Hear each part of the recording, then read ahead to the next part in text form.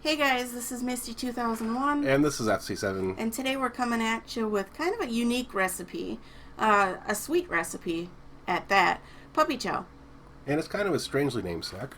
Yeah. Not exactly the healthiest. Makes you think that it's actual Puppy Chow, but it's not. It's made with 12 ounces of chocolate chips, half a cup of peanut butter, 2.5 cups of powdered sugar, maybe more, depending on how you feel, 9 cups of Crispex or Chex, a half a cup of butter, and 1 teaspoon of vanilla. And we will share with you how we make it. Yeah. So what did you think of this recipe? I love this stuff. Yeah, I do too. It's a little bit unhealthy, but I mean, for a Hey. snack, it's great. If you got a sweet tooth, I think you'll really enjoy this recipe. So we start out with a half a cup of peanut butter. Yep. You start out with the melted, or meltable, I guess I should say, ingredients first.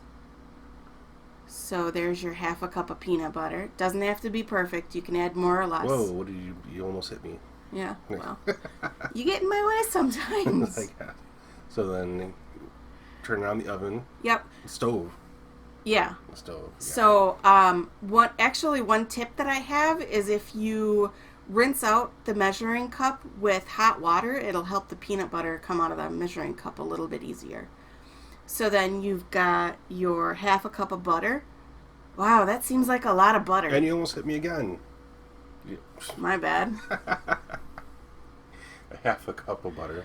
Wow, that seems like a lot of butter. What do you think? Yeah, that's huge. That's a lot, but It makes a pretty big batch. So I understand you made this before without the butter? Yes, Yeah. I have.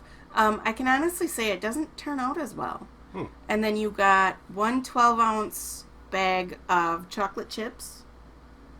And as always, we recommend using organic and non-GMO items Yeah, all the time, ingredients. that's just our preference. I mean, you can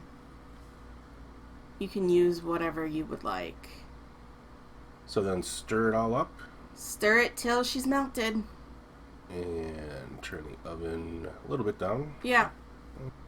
Turning the oven down will help your mixture not burn. Onto the vanilla. Yep, adding 1 teaspoon of vanilla. And this part was kind of neat because you could see the vanilla kind of bubble up. Yeah, it kind of swirls in the mixture. It's really cool. Wow. Next step is on to 9 cups of Crispex. That's a lot of Crispex. right. This Or took a long time. yeah, because you're coating 2 different batches of Crispex. Nine cups doesn't seem like a lot. Yeah. But it is a lot. Yeah, there's the other 5 cups. So for adding the Crispex, I used a 4-cup measuring cup. So I did 4 cups of the cereal at first, and then I did another 5. Total of 9. For a total of 9, Okay. yes. So after it's cool, put it in a gallon-sized Ziploc bag. Add your 1.5 to 2 cups, whatever you decide, of confectioner's sugar, powdered sugar in my book. Mm-hmm. So now is the part where you really shake it up to have it all mixed together. Yep. So here we are adding it. So here we are adding the powdered sugar. Yep. Add as much or as little as you desire. I still like Puppy Chow with a lot of it. Yeah. A lot of powdered sugar. See, I don't like a whole lot of powdered sugar because it gets your fingers all nasty. Well, you can always put gloves on while you're eating. True. Cooking isn't the only time I use gloves. I do use gloves occasionally for eating as well. Yeah. So then after you get the amount of powdered sugar you want, you start to shake it again. So this is actually where you'd call your kids into the kitchen. You know, kind of if they say, "Mom, Dad, I'm bored," give them a bag of Puppy Chow and say, "Shake away." Or give them something to do. Yep, exactly. Create some Puppy Chow. Yep. Create some Puppy Chow. Actually, this was something that I made with my nephew quite a bit when I was watching him when he was younger. Yeah. So keep shaking and shaking, and eventually we'll transfer it into a new bag. So this part was a little bit tricky. Yeah. It almost requires 4 arms. Yeah. Or 2 people. Yeah. Yeah. Well, 4 arms, same thing. Well, you did it with 2, and I was filming. Right. So it all worked out in the end. It just took me a little bit of time. Yeah. Takes a little bit of arm gymnastics. Yeah.